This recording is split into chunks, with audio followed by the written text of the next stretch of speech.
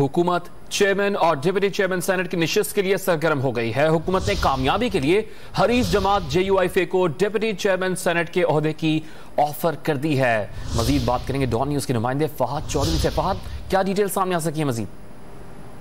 जी देखिए, हुकूमत भी अपोजिशन की तरह PTM की तरह चेयरमैन सेनेट के ओहदे के लिए सरगर्म है और आज चेयरमैन सेनेट के लिए हुकूमती इत्तेहाद के उम्मीदवार साबिक संजरानी अब्दुल गफूर हैदरी के पास गए, जो कि अभी डिप्टी चेयरमैन भी हैं और दोबारा भी उनका PTM की जानिब से भी तवक्को जाहिर की जा रही है कि वो डिप्टी चेयरमैन के उम्मीदवार होंगे।